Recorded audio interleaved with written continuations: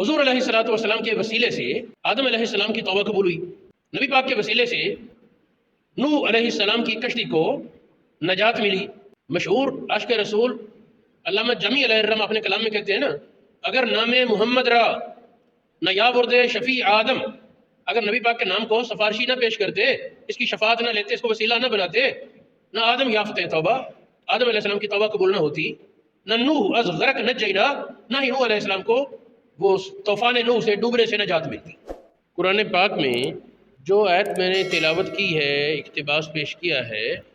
اس میں اللہ رب العالمین نے ارشاد فرمایا، اے ایمان والو اللہ پاک کا تقوی اختیار کرو،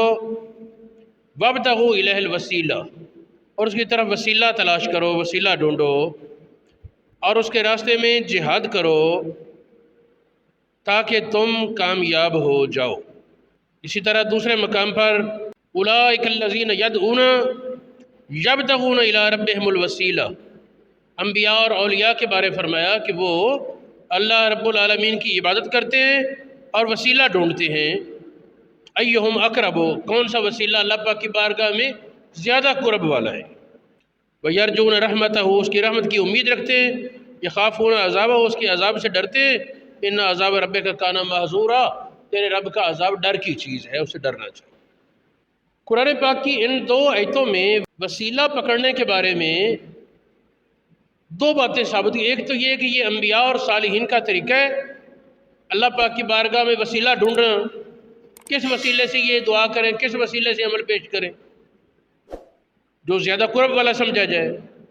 دوسری یہ بات سمجھ آئی کہ اللہ پاک نے حکم دیا ہے، وابتغوا الیہ الوسیلہ، اس کی طرف وسیلہ تلاش کرو۔ بخاری شریف میں ایک حدیث ہے، حضرت عمر فاروق رضی اللہ تعالی عنہ کے دور میں، خلافت کے زمانے میں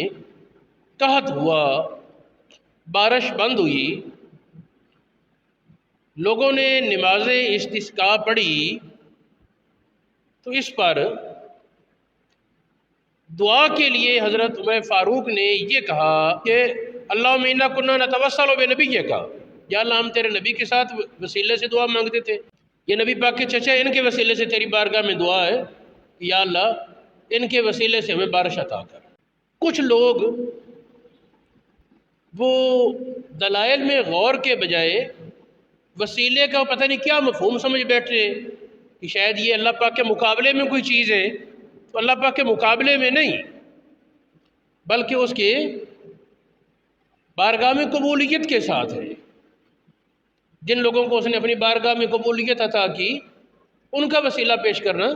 یہ کوئی اللہ پاک کے مد مقابل کسی کو سمجھنے والی بات نہیں کہ اللہ پاک یوں چاہے اور یہ یوں چاہے دے، ایسے نہیں، بلکہ اللہ رب العالمین کی بارگاہ میں اس کی عزت ہے، وہ اللہ پاک کی محبت رکھتا ہے، اللہ پاک کی بارگاہ میں اس کی قبولیت ہے، تو اس کا وسیلہ پیش کر دیا۔ اس کا صرف اتنا مفہوم ہے۔ قرآن پاک میں ارشاد فرمایا، کانو یستفتحون، حضور علیہ السلام کی ولادت سے پہلے، ولادت سے پہلے اہل کتاب جنگوں کے وقت نبی پاک کے وسیلے سے فتح کی دعا مانگا کرتے تھے۔ حضور علیہ السلام کے وسیلے سے آپ کی پیدائش سے پہلے، یا اللہ آخری نبی جو آنے ہیں، نبی امی، ان کے وسیلے سے فتح عطا کر۔ فتح عطا ہوتی، یہ قرآن پاک میں ہے، یہ قرآن پاک میں ہے۔ حضور علیہ السلام کے وسیلے سے آدم علیہ السلام کی توبہ قبول ہوئی، نبی پاک کے وسیلے سے نوح علیہ السلام کی کشتی کو نجات ملی۔ مشہور عاشق رسول علامہ جمی علیہ الرحمہ اپنے کلام میں کہتے ہیں نا، اگر نام محمد را نہ یا ورد شفیع آدم، اگر نبی پاک کے نام کو سفارشی نہ پیش کرتے، اس کی شفاعت نہ لیتے، اس کو وسیلہ نہ بناتے، نہ آدم یافت توبہ، آدم علیہ السلام کی توبہ قبول نہ ہوتی، نہ نوح از غرق نجینا، نہ ہی نوح علیہ السلام کو وہ طوفان نوح سے ڈوبنے سے نجات ملتی۔